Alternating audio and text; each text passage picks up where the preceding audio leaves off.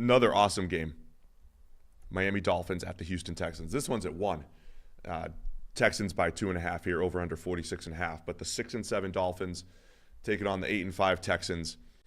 Now let's see if the Dolphins can beat a good team, or at least a winning record. Well, that's the thing. So has there been an 8-5 team with as much bad vibes as the Houston Texans in a long time? Is that relative to expectations or just how they've done it this year? It's kind of felt like that all the way through the year. Like early in the season, at least for the first half of the year, every time I looked up at their record, I'm like, wow, their record's way better than I keep expecting it to be. They only had those 2 losses, right, to Minnesota, who were the kryptonite for that type of offense, and Green Bay, who are in the toughest division and are a really good team as well, right? So you keep looking up and they're winning. They look really good record-wise. It's just that it doesn't feel great. And then, in the second half of the season so far, they've lost a lot. They've lost more games, and 2 of them have come against teams that they should be beating, the Jets, the Titans. So all of a sudden now you're looking at, the last sort of half dozen games and you think, okay, now it's a little less good overall, right? They're beating some teams or losing to some teams, including teams that they shouldn't be losing to. Now the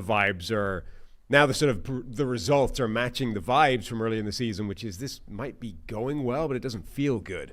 So all of a sudden there's pressure coming from everywhere. There's, Bobby Slowick's under pressure. Why isn't the offense firing? Why isn't CJ Stroud playing as well as last year? Why can't the offensive line protect anything? It's just not, it doesn't feel good for the Texans. Last time we saw them, they're coming off their bye, but last time we saw them in Jacksonville, they were up early, and Mac Jones brought the Jags back. Really struggled. A bit of a scare against the Jacksonville team, whose defense gives up a ton and whose offense is led by Mac Jones. Yeah. So the last team with a winning record that they played was Detroit, and they, it depends on your perspective here, they picked off Goff 4 real times plus the Hail Mary and lost by 3. Yeah. So it's like, hey, you only lost by 3 to the Lions, but you also, were handed a couple possessions and didn't do much with it. Right. So saw them lose to the Titans just a few weeks ago. So, yeah, we'll see what happens coming out of the bye. Houston's pass protection's been a little bit better in recent weeks. And then if you looked at C.J. Stroud's year 2, like if this was his rookie season, what would you say about C.J. Stroud? Pretty good. It's all right. Yeah. It's not great. I mean, He looked like a future star in year 1. He's regressed while everything around him has regressed a bit. Yeah, you certainly wouldn't be blown away by what you're seeing from C.J. Stroud this year if this was his rookie season. It's only that we know he's capable of so much more. But this is, this year's version of C.J. Stroud is a lot more in line with the baseline Ohio State level of C.J. Stroud, whereas last year's version was a lot more in line basically with the Georgia game, right? Yeah. And this was the analysis coming into the draft. It's like, on the one hand, you've got this giant body of work of him as a starter. And on the other hand, you've got one game against the best competition he faced at the highest level, which showed he has a ceiling that's higher than that. Which one do you place more stock in? And last year, it seemed like the answer should have been the one game. As counterintuitive as that seems, apparently that one game against the best opposition he faced was more predictive or more indicative of what you're going to get from C.J. Stroud than all of the rest of his tape. And this year, you're like, well, maybe not. Maybe actually he's going to settle back towards the other level. Now, to be fair, and in his defense, the offensive line has been significantly worse this year than it was last season. I mean, Brandon Thorne on yesterday's show. Nico Collins in and out of the lineup, too. Brandon Thorne on last, and, Stephon Diggs being down. Right. Joe Mixon has missed time. Like, they've missed a lot of players. But Brandon Thorne on yesterday's show kind of singled out the Texans' offensive line as one of the struggling units in the NFL. PFF's pass blocking efficiency has them down in 24th place, with a disproportionately high number of sacks relative to the total pressures they're giving up. I think it is fair to say this is a pretty bad offensive line, and he's not reacting well to that. Yeah. So I think matchup-wise, to help Stroud, Nico Collins has been outstanding. We get to see a little Nico Collins, Jalen Ramsey. And then on the other side, I can't get it out of my head.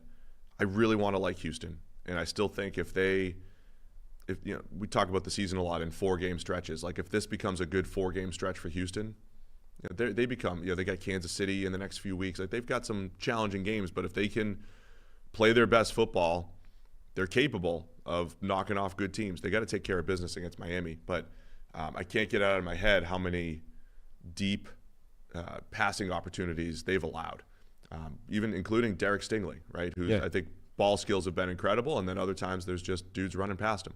And so you've got Tyreek Hill, you've got Jalen Waddle. I think that's a really interesting matchup to me because Stingley, you have Stingley on one side who's like freak, all-around athlete, number 3 overall pick in the draft, and you have Kamari Lassiter, who goes in the second round because reportedly ran in the 4.6s at his pro day, but is a very good player. Like, he's a very good corner. And so he's going up against, one of the fastest teams, if not the fastest team in the NFL. Does that, everything we talk about in March about pro days, does that come back to bite in this game, or is he okay? So that whole matchup, I think, on the outside with the Dolphins, the way Tua's been playing, very efficient football, it's gonna be a good one. And Miami gets to answer this question: can you beat? I still put them in the bucket of good team, Houston. Can you beat good teams? Right. Can you win road games? Can you win these clutch games when your season's essentially on the line if you're Miami? Well, what's interesting to me is that, so these are two Shanahan derivative offenses, obviously, with Mike McDaniel and Bobby Slowick. This year, the Shanahan offenses, just as we were ready to declare, they have the answer to hiding offensive lines. They are able to paper over bad offensive lines, regardless of the situation. You hit this year, all of a sudden that stops being true for all of them. But Miami with Tua is the one of the three, let's say, Kyle Shanahan, Slowick, and McDaniel. Because they have Tua, that's the one of those three that's able to hide that the best, because Tua will get the ball out faster than any other quarterback in the NFL, right, as a general rule. So I think Miami's offensive line looked really rough earlier in the season when Tua wasn't there. Tua comes back, the ball's coming out in 2.1 seconds, and suddenly Jets beat reporters are like, well, the Jets barely touched him. What was with the Jets pass rush? Because the ball's coming out lightning fast. Tua did it. Yeah. So in this world where Houston's offensive line is definitely struggling, it looks like one of the worst in the league, Miami's offensive line, I think, would be struggling as well, except Tua is able to make up the difference there. So Houston's defense is capable of really, really high-level play, forced a ton of turnovers against Detroit. It's just generally a good and destructive defense. But Tua might be the quarterback that can hide that or mitigate it or offset it.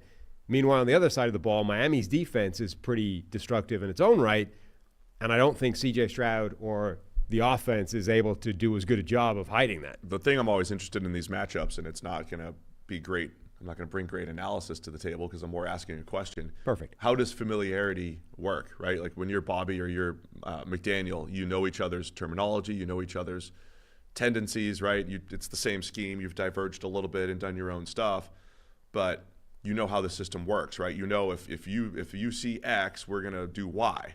So now, and DeMeco Ryans has that familiarity with Mike McDaniel, right? So you, as the defense, can give the offense the look that you want to get them to do a certain thing, right? And how much can you lean into that? And then how much does the offense have answers to what you know that the defense can make you do, right? So the familiarity aspect, I think, is a great, fun storyline that I don't know how it ends up playing out within, 60, 70 plays, but you essentially know what the other team wants to do, and when you give them certain answers, how they're going to, counterpunch, essentially. I mean, it is a fascinating dynamic where almost everybody in this game at some point worked with each other. Worked with each other, like they're all from the same system. And that's tonight's game, too, when we get to Rams-Niners and the annual Shanahan-McVay matchups and everything. So, all right, man. Houston by 2.5 here, Sunday at 1. Where are you going? Going with Miami. I think both defenses will do some damage, but I think that Miami's offense is able to hide that better. I'm going to overrate the bye week. Houston solved all their problems. They're going to come back looking like a Super Bowl contender down the stretch here. Great. Uh-oh. Is this chair broken? This might be it. It would seem likely. Usually is. Is it broken all the way? I don't know. It's not broken like... I already had to swap mine out for a different one. It's just the side handle. It's done. That's not ready for 300 pounds. According to the NFL, if Miami wins this game, their chances jump up to 32% from almost dead and buried. And intern Anthony has the note in here, which surprised me. So Houston clinches the AFC South with a win and an Indy loss, with tiebreakers and everything, right? So we're already at that point in the season. We got a lot of that makes sense. Playoff scenarios. A couple of games ahead, and running out of games. Thanks for watching all the way to the end of our video. For more great content, click here to subscribe and here to watch another video. We'll see you again soon.